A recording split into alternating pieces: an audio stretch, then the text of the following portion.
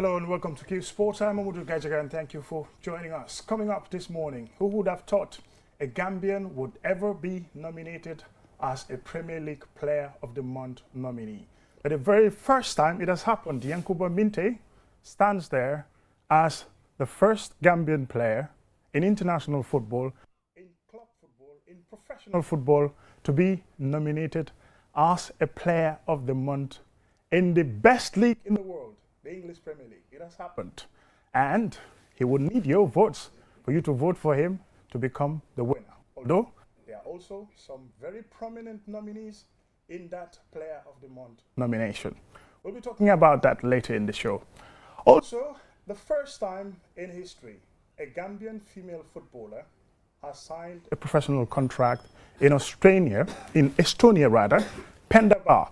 We'll also be talking about another two Gambian youngsters who are playing academy football in Jordan and recently took part in an under-13 international competition where you have the likes of Chelsea, Barcelona, Bayern Munich, under-13 players who competed. And the Gambians did well. They went all the way to the semi-final, only to be knocked out by Real Madrid Football Academy. All that will be coming on Qsports. But first, we have the president of the Gambia National Olympic Committee, Baidudu Jallow, who was elected in November last year to be at the helm of the Gambian National Olympic Committee. He's been the head of volleyball for the past years, and he has registered tremendous success. And now he's even more elevated to become the president of the National Olympic Committee. Baidudu, welcome to the studio. Thank you very much, Mr. Gajaga. Good morning to all the viewers and Ramadan Kareem to all of them. I'm also very happy to be here. Thank you for having me. You've been in office for, let's say, 3 months or a little more than that. Yeah. Let's talk about what's been happening so far since you first assumed responsibility and then the handing over is done. You are now in office. Yeah, thank you very much, Mr. Gajaga. I think the first 3 months have been eventful. We have really started off work right now. We are hitting the road with activities. Actually, we have tried to establish ourselves on the ground first, to be very much clear about the situation, because that's very, very important, so that we know how we move to the next step. So that is the first thing that we did, and the handing over was done properly. And then we started. Some of the activities that we did is mainly to orientate the board of directors on the role of the GNOC board, and this was done in the form of a retreat where we had the board members and the management at the secretariat of the GNOC coming together for 2 days to really look at our manifesto and try to align our manifesto with the strategy of the GNOC. We also used that opportunity, of course, to get a lot of presentations from our partners, international partners, especially the IOC, the Association of National Olympic Committees of Africa, and also the Commonwealth Games Federation, and so on. So we had presenters, experts from these international bodies presenting to us, also showing us the opportunities for national Olympic committees with respect to what their organizations, what they have for us, what kind of projects they have, how can we leverage on these projects. So that was a very good program. And I also, you can also see that we have been going to some international sessions already. We have attended the General Assembly of the Islamic Solidarity Sport Association, and during that General Assembly we had a very good discussion with the Secretary General, and to our surprise he even decided to come here, all the way here to the Gambia to see us just a few weeks ago. Really and Gambia is one country that he feels they can pilot some of their projects, which is very, very positive. That's why he came here, and maybe we can talk about that later. Yes, these are some of the activities. But we have also been involved locally, supporting the NECONF, also at least supporting the secondary school sports associations, their finals in Basse. We have also been present in the wrestling and in the primary school sports and so on. So we have been active, but most importantly also what we have done is also the secretary to be doing an assessment with the secretariat, and trying to look at the capacity and trying to look at what we have to do. How do we marry these two? Because you want to do a lot, but you need capacity, you need people. You need also people with certain technical level to help you get there. So this also is ongoing. We are almost getting there. So these are some of the things that we have been doing at the NOC in these last 3 months. Yes, you've talked about, let's say, settling down the administrative bit of it. It's hugely important when it comes to running an association, funding. GNOC, aside from government, help athletes to compete in international competitions. A lot of them are coming. You have the Islamic Solidarity Games, which is going to be hosted by Saudi Arabia, which is coming later this year. And then you also have World Indoor Championships and other international competitions that the Gambia is expected to take part in. In terms of the issues of funding, have you started looking at what is available? How can the international body support you, your partnership with corporate institutions and things like that? Yes, we have started. As I said, in the retreat, what we were trying to do was to really look at our manifesto and tease out the activities that will help us achieve. And partnerships and funding, resource mobilization was key it was a pillar in our manifesto. So that is very much on the table. This year alone, we have 3 games coming our way. We have the school games, which is new, which is the first one happening for Africa School Games. But we also have the Africa Youth Games, which is going to be a qualifier for the 2026 Youth Olympic Games in Dakar. In Dakar, yes. Yeah. So and Dakar is just next door, so you want to have a lot of athletes qualify. So really, these are 3 games, and we have the Islamic Games that you have just mentioned. So already we have done our budget and everything and submitted to the government, so that this is done very early, and we have already engaged the government during the courtesy call that we had with the Minister of Youth and Sports. But of course, we have also planned to make sure we extend the collaboration and the partnership with the private sector. And you have also seen us, which I did not mention, go to the various embassies also to have a courtesy call with the embassy of Morocco, the embassy of Turkey, and the embassy of the United Kingdom of the United Kingdom, and also China. So we have met People's Republic of China. We have met all these ambassadors, and these are some of the things that we have talked about. We have talked about issue of easing the transportation logistics, especially when it comes to visa, avoiding the problem we had the last time during the Commonwealth Games with some of our athletes. And really, this is something that we have addressed. We have tried to address, and we have already written a dossier to all of them. So yes, also we have engaged them with respect to partnerships where we need to prepare our athletes in a more sophisticated infrastructure. We can leverage from them, from Morocco, to China, or to some of these big countries. So the preparation is high, and I think we will be able to get more funding going into these games, in addition to the traditional one that we get from the international organizations and also from government, which is normally it's just basic. It's just the basic one. But we will try to leverage more and look at how do we do the partnerships. We are studying that because also you have a lot of issues of rights when it comes to sponsorships in these international competitions, like these games. There are a lot of issues of rights. So we are studying that rights through our legal passing, and then we would then understand everything and then really reach out to the private sector, and we'll be clear with the private sector what is possible and what is not possible, so that we can have a good partnership with them without problems. For every association, especially when it comes to sports, the athletes are the main focus. Their welfare, their competition, their progress. In the Gambia, we've produced some of the finest athletes at the world stage. What can mention Gina Marie Mbas-Bite, and also some other athletes in athletics, that is. In football, we have athletes at the top level. I just mentioned Yankuba Minte. Absolutely. So it should be somebody who is so proud as one of the leading persons in Gambian sports administration. Absolutely. For that to continue, there has to be competition. There has to be environments created for the athletes to progress to the next level. Recently, I've seen a Gambian athlete, Modou Sane, in the United States of America, who competed in the 400 meters and came out first. He's doing very well. And for him, it is through a scholarship that he went to the US.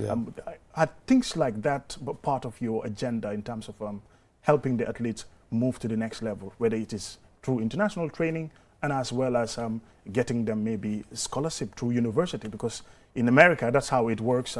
You go to university, you have a scholarship, you are going to school, but at the same time, you have to compete as well as an athlete.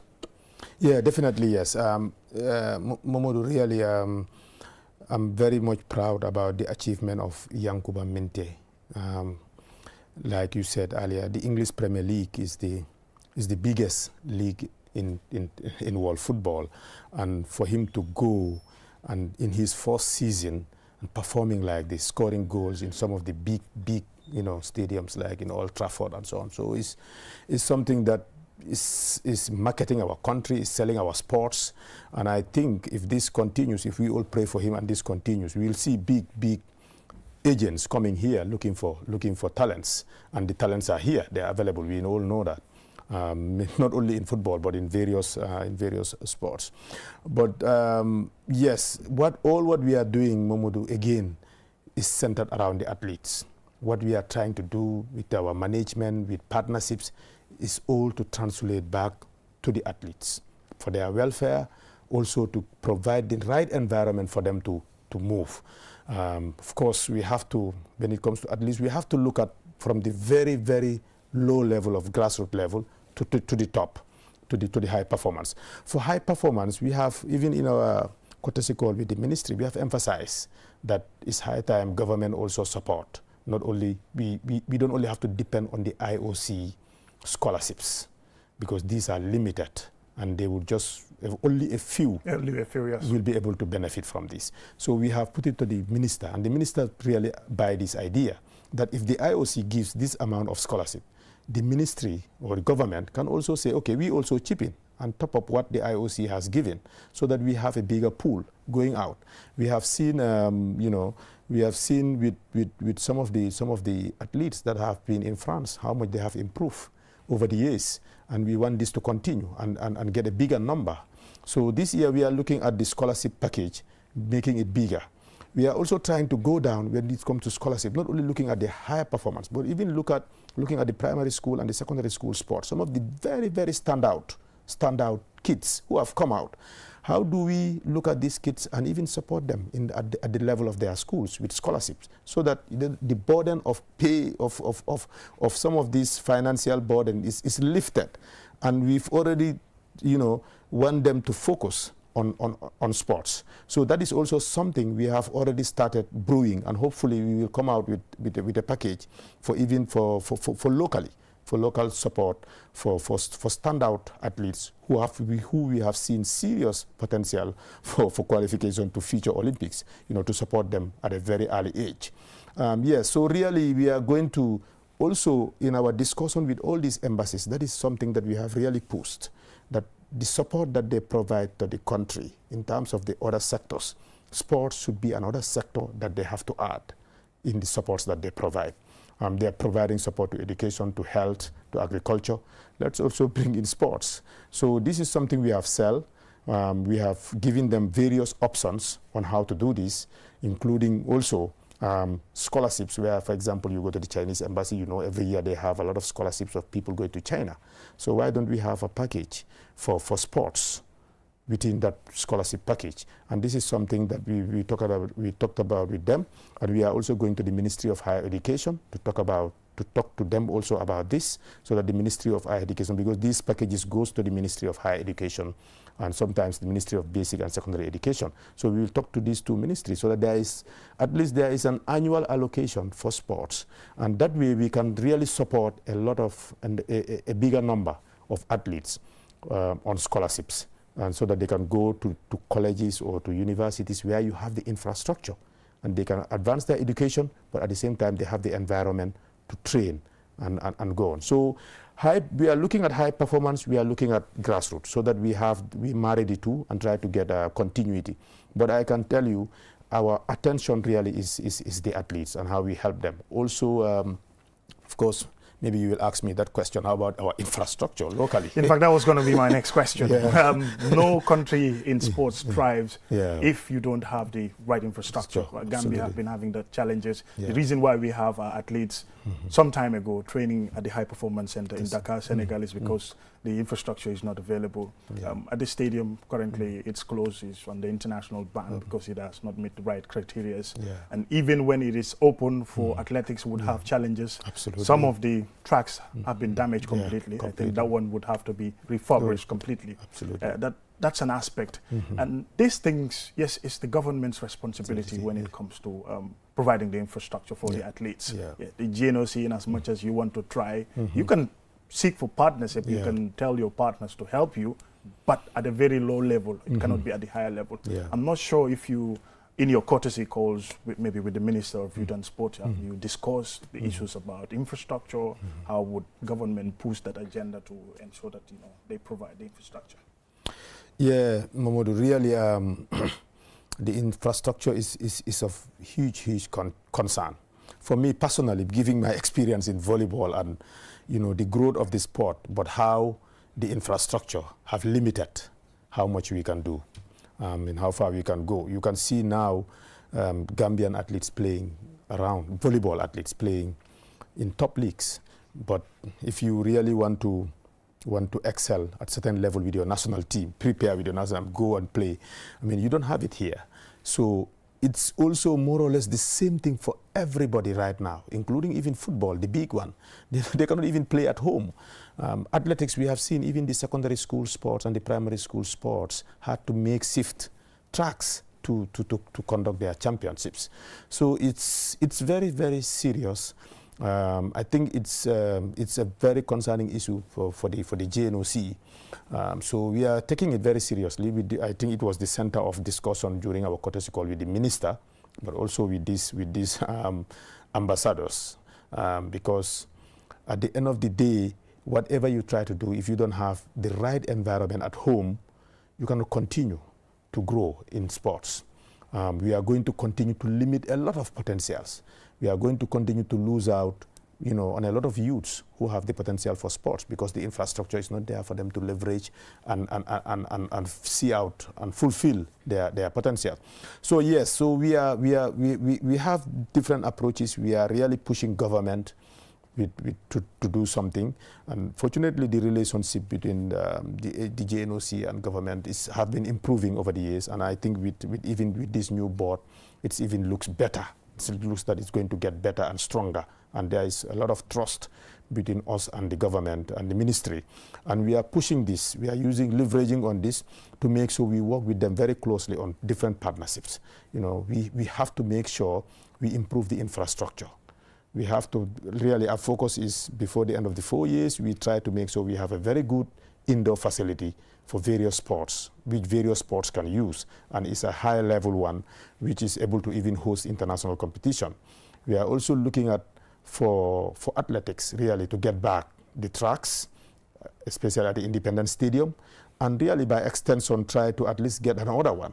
You go to many places. You see even in schools, in universities, in secondary schools, you have running tracks. Yeah. Maybe not up to 8 or 11. The last African Games in Ghana. Exactly. The University of Ghana Stadium. Exactly. Where you have the athletic tracks. You have the athletic tracks. So these are very feasible in this country. Because if you look at them, the investment is not so huge, and you can have them dotted around at least in 1 or 2 regions for a start. And as you proceed, you can even at the end cover the whole country. At least every region have a standard field with tracks. Even if it is 5 to 6 tracks, it's perfect. So we are looking at this. Of course, the issue will come back to budget and money and all these things. So we are looking at various ways. I think government will have to use a lot of the bilaterals that they have and the multilaterals that they have to also advance sports as a priority. I think that is where we also have seen a problem, that government have priorities.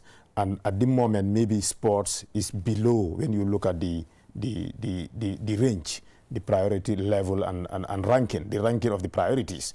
You know, when you talk of priorities here, maybe you are talking, they will be talking about education, health, agriculture.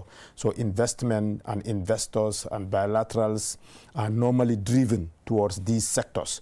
So government also what we are trying to also push is for government to come out and make sports a priority, a high-ranking priority. Because really, when you do that, you get these people who are supporting to say, yes, this is the government priority, so we will go in and support it. I think this is what we had at the Chinese embassy. They said, well, we just want to know what the priority of the government is. If the government tell us today that this is our priority, this is where we are going to help them. So we will push for sports to be really pushed up the ladder, because really, if you develop sports, you know, there's a lot of other ripple effects. Health is improved very seriously. If the sport infrastructure, if sports is vibrant in the country, we know the population is going to be healthy, and that is going to reduce the burden on our health sector. You also know that through sports, education and so on is enhanced, you know, and even agriculture, you can run it through sports. And so if sports is really vibrant, a lot of other sectors are going to benefit. And economically, you know, we are talking about, look at the people like Yankuba Minte and so on. Potentially, what can they do in this country is huge. If you have about 5 to 10 Yankuba Mintes in the Premier League, that is big for this country.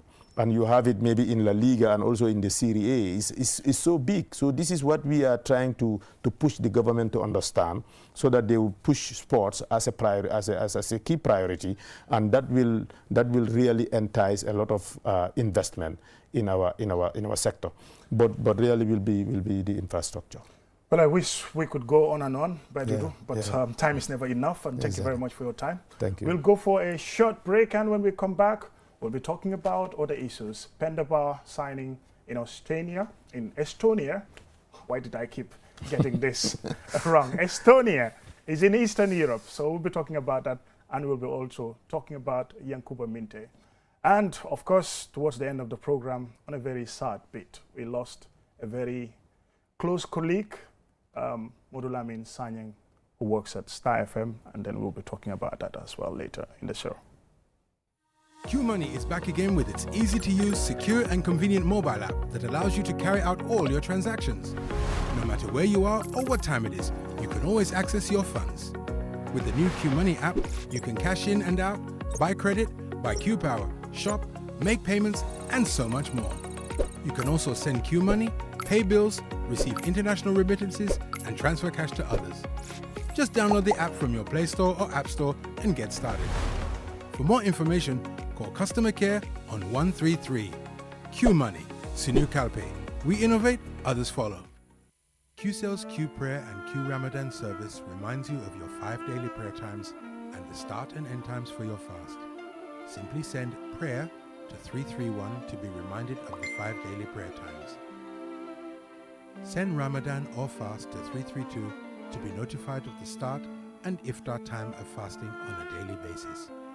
QCell wishes you all a blessed Ramadan. We innovate, others follow. QCell moy suñu boss. QCell moy suñu boss. QCell moy suñu boss. Soru go ebe dawada full network suda tili QCell ni lafta diamla wati jamala mune diata QCell most reliable network dumala keta wati QCell wo quality man nyon soda jam pona manke QCell hani be wuloni farole kono walante be bakono jala fayola network ko se taria QCell suñu boss ñu fi njeka indi 3G ñu delu taxi 4G plus and now we bring you 5G 5G first and only 5G provider suñu boss itela follow adi doron nesa keno Gambia bela nyon tawo fele QCell ko fasunta buka busi QCell itela molti milka kukutol nati Gambia QCell meta lori la kilianol yele imanyina amanda wala itela ka quality dila dadi ma itele silo wala wodol mume be keno ma QCell suñu boss QCell suñu boss QCell suñu boss QCell suñu boss connect solo be bambandi QCell suñu boss QCell most innovative QCell suñu boss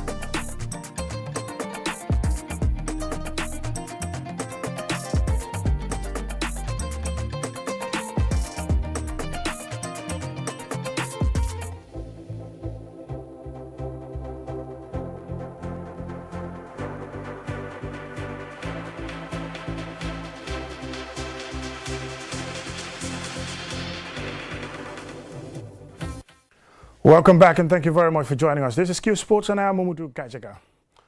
Last week, there was an under-13 international competition which was held in the United Arab Emirates. This competition attracted some of the top teams in the world: Real Madrid, Barcelona, Bayern Munich, and you talk about the others like Chelsea, Manchester United Football Academies, under-13s. And there were 2 Gambian youngsters who took part in this competition, and in the team that went to the semi-final, there were 2 Gambians playing. In that competition, they went up to the semi-final only to be knocked out by Real Madrid. The person who facilitated their going to this competition and competing, providing that opportunity for them, is the founder of Qsports Football Academy, that is Pascal Njai. We spoke to him earlier and this is what he had to say. It's a pleasure to talk to Pascal Njai, the founder of Qsports Academy. Pascal, recently we've been seeing massive development from your academy with the movement of 2 kids to Jordan, where they're going to learn normal education in school and also be part of a football setup where they will be trained, they will learn football drills. And we saw just a few days ago, again, an under-13 tournament, which is happening currently in Dubai, the United Arab Emirates. One of your players, a kid, under 13, is also part of that. Tell us about these developments. Oh, yes. Thank you, Mr. Gajaga, for inviting me to your platform. Well, it's a great pleasure to see players being fulfilling their dreams at an early age. For me, as a player developer in my club back in Norway, Qsport has always been a dream to change lives of players in this generation. And the reason for this happiness that I have right now is just unbelievable, because this is like a dream come true, changing lives of young players. And then again, yeah, fantastic. Yes, just go ahead, no problem. And then again, it makes me to feel that every player in the Gambia, be it young, you have a chance to excel to your dreams. That's what I believe. Yes, if you look at Jordan, is not a country that is highly known for football in terms of comparing them with Europe and, let's say parts of even Eastern Europe. But there is a school, New English School. I looked at the website of the school. They're into both education and also sports. So this, for me, it's something kind of a springboard, creating this opportunity for these kids. And now, at the inauguration ceremony, not only the kids, but because they are minors, they have to go with a guide, one of their parents or somebody who will be there together with them. This should be something special. Yeah, it's definitely something special. New English School is one of the best schools in Jordan. And then it's a school that creates platforms for younger kids to excel their education so that they can go further to better universities after finishing their education in that school. The club as well is called Inglesia. Inglesia is a club that is coming up, that has been formed in 2014 and is fast developing with lots of projects that they have for these young players. Yeah, you're right.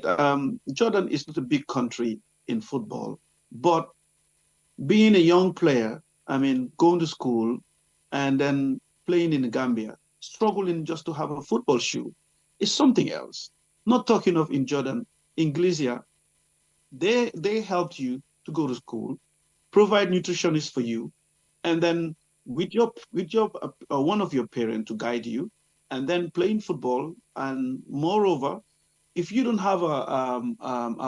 have training by like team training, the club provides a personal trainer for players that are in football in the club.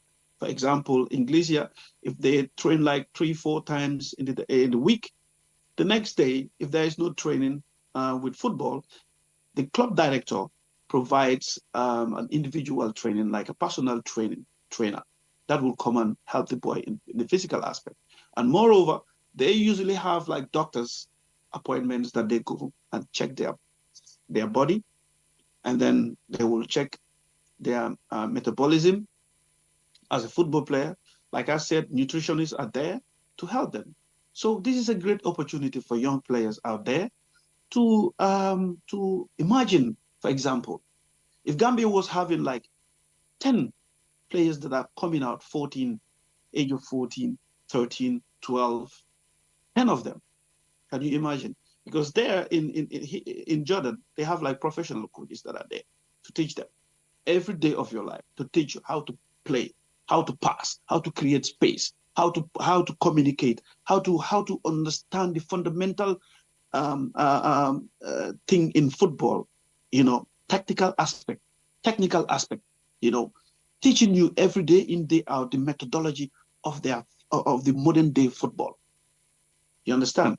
Like, for example, Gambia, we do struggle with the tactical aspect. So imagine at this age, football has 3 categories. How to play like a normal game, like an academy, beginner, grassroots. And then when you go from 12 to 13, 14, they teach you how to understand tactical aspect of the game, formations, positioning.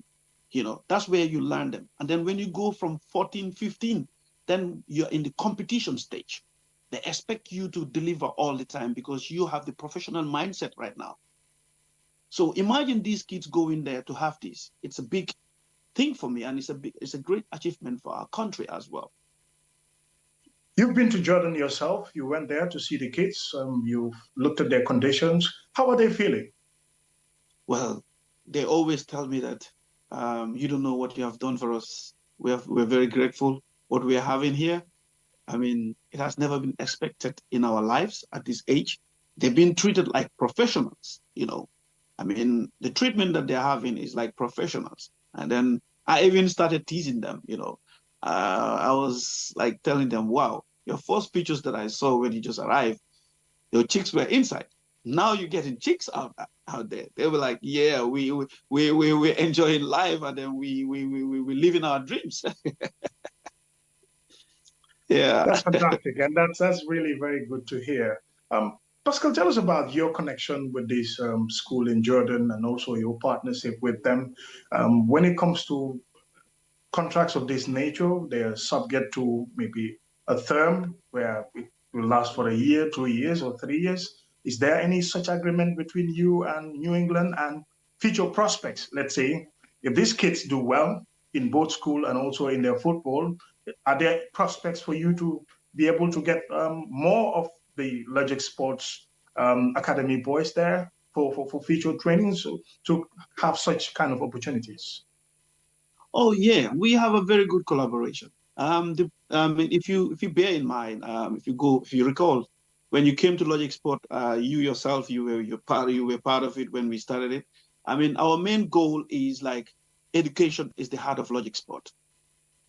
Logic Sport, we don't ask for no fee in the football academy. It's only your academical, performance that keeps you there. So in this case, our relationship with New English School, with the club as well, Inglesia, is to help the players to excel into education. So that's the agreement that we have, to help them further their education, because in as much as they're in Gambia, the education system that they are going to have in Jordan is way much better than the one that we're having right now in our country, because it helps them to educate more and then keep them in year out with all their academical performance, both in school and in the sports. So, which is a great thing when football is not meant for everybody. Football is very jealous. You might think that you're going to make it at the age of 18, you have an injury that will break you down, but you have your education. So that's the main goal. It's not only football that you're going for. You will be having like a backup plan in your life. You'll have the opportunity to be an engineer, to be a doctor, to be an IT specialist. All these things are available there. It's not only football that is taking you there. So that's why this the beauty of this collaboration with Inglesia and New England School is just amazing. Absolutely. Well, Pascal, unless you want to add something, thank you very much for your time. It's really a pleasure to talk to you about these kids and their prospects. Yes, what I wanted to add is the importance of this tournament that they're playing.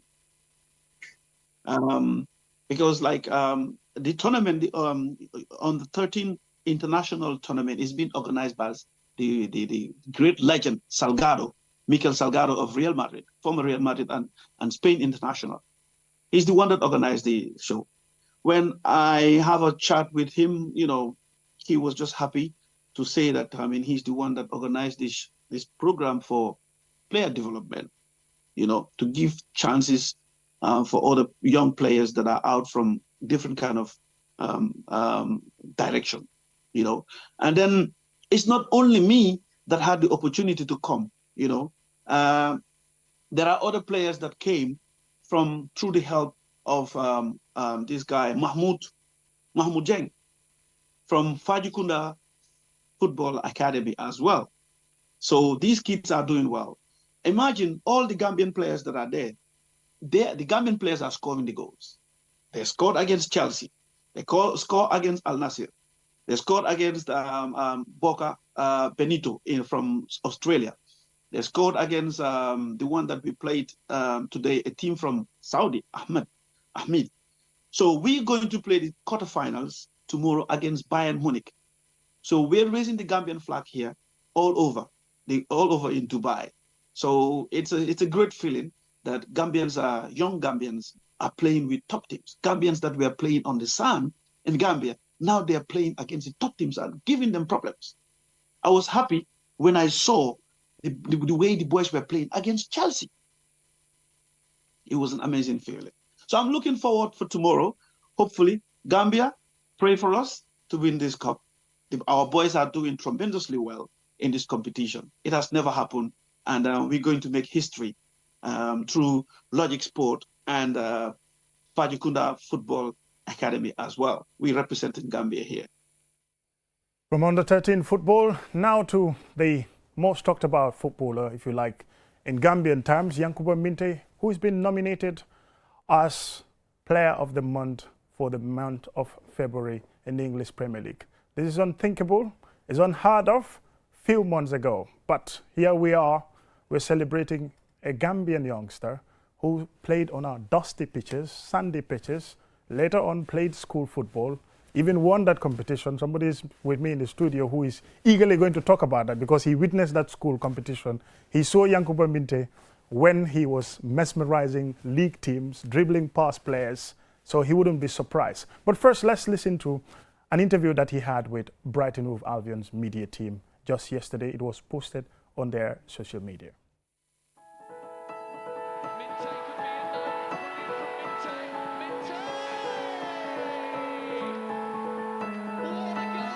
Gambia is called as the smiling coast of Africa because too much sun there, and we have a nice beach. So I guess people should try and visit there, and I know you guys gonna love it. I'm always proud to represent Gambia because that's where I'm born, that's where I know, that's where my family is. I'm always proud to be a Gambian. The country really love football. Like everybody wanna be a professional.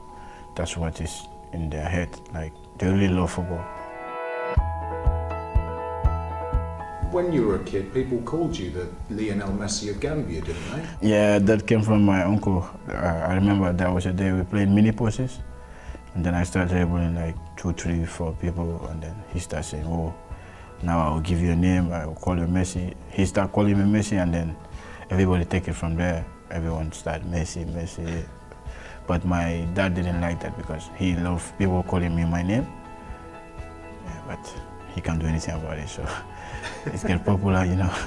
Yeah, football has been my passion my whole life. Like, I think the reason I love football is because of Lionel Messi. Because that was a day I remember I started watching him, and then I started falling in love with football. And then I choose it as my passion, but football is the thing also which changed my life and my family's situation. Yeah, football was my life, my everything. Karim Matoma is in behind Mazraoui and Minte's in the middle. Minte, 1-0 Albion. Yankuba Minte gives the Albion the lead at Old Trafford. My family is a Man United family, you know, because my mom supported United, my sisters before, and my uncles. But now my mom turned to Brighton now. He's a Brighton fan, but my sisters still support United. I remember I make a call with my mom, and then my sister was like, "Why do you score my team? You shouldn't score that goal." I'm like, "Well, this is what I'm looking for, you know, to get bigger chances, you know. I need to score against big teams." Really special. I think I would take that one as my best goal for now, because nobody did it. I'm the first person who did it, so yeah, I was really happy on that day.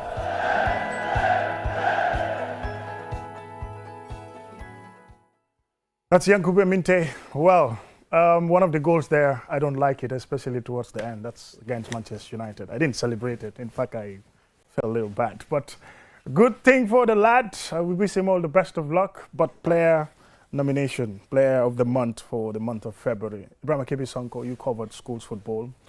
You covered the Gambian League extensively. This is a youngster that you've watched at a junior level, that is at Qsports, where he won that competition, and also in the first division. Are you surprised? Well, first of all, good morning to all the wonderful listeners, who are watching us on QTV. Well, I'm not surprised because looking at Yankuba, he has been that determined kid, from his days in Backwater Upper Basic School. He has been that phenomenal player, that player who, like he said in the interview with the Brighton media, people nickname him Messi for a reason in the Gambia here, because he's that type who is not afraid to make dribbles, and of late he developed something in his game that not many Gambian footballers has in the Gambia here. When you're a good dribbler, you are just pushed far towards the attacking third to do the damages. But this is a young man who will track back to defend, to help defenders. And at some point, even the coach is now playing him as a wing back in some of the matches. So I'm not surprised. And his trajectory also push forward, make him one of the most enterprising players in the league. When he was playing for Steve Biko First, he came and helped them, promoted to the 4th division. I could remember that he had very well. Molami Marong, Adama Bojang, and then Yankuba Minte.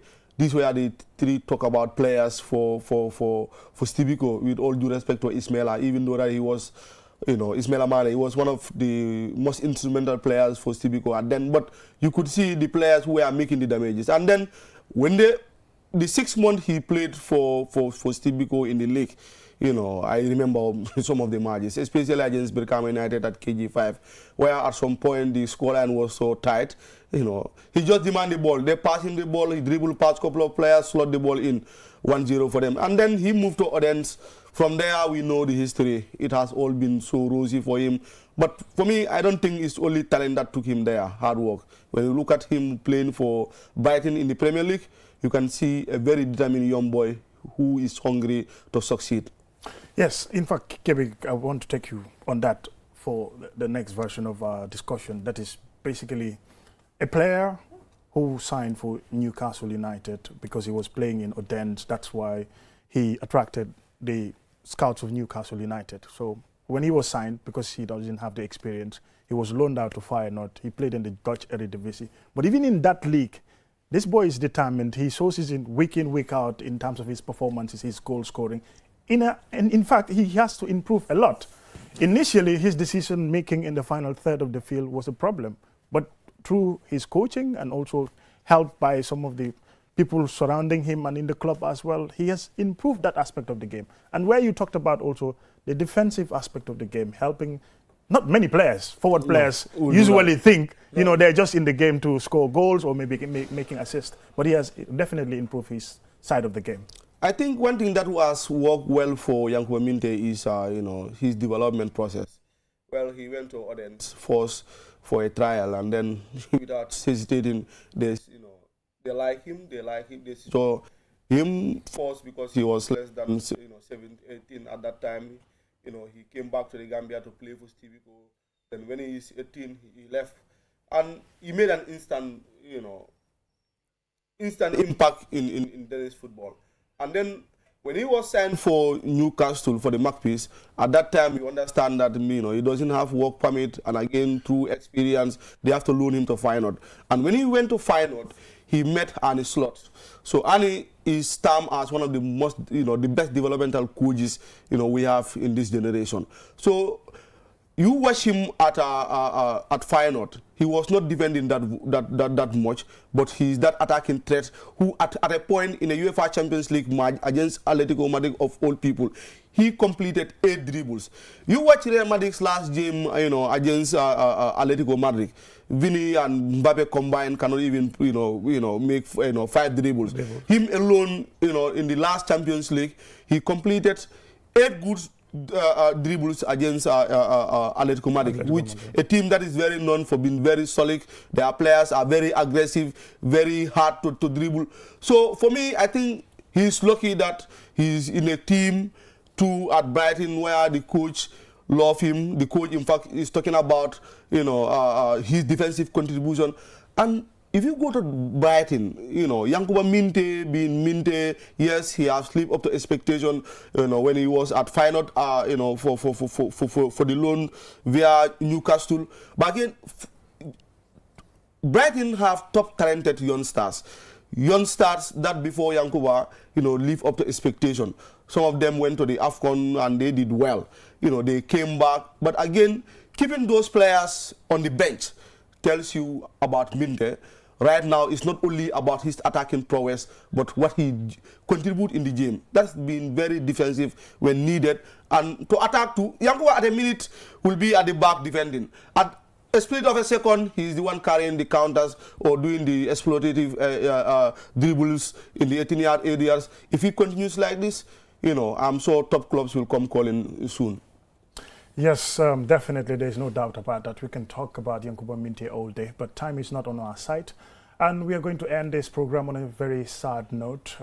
Our colleague, Modulamin Sanyang, who presents sport programs on Star Radio and Star TV, is the one who passed away yesterday. He got a tragic accident and he passed. We definitely send our condolences to his family, the colleagues that he works with at Star FM and Star TV, and to his family as well, and the Gambia sporting fraternity. We're deeply devastated.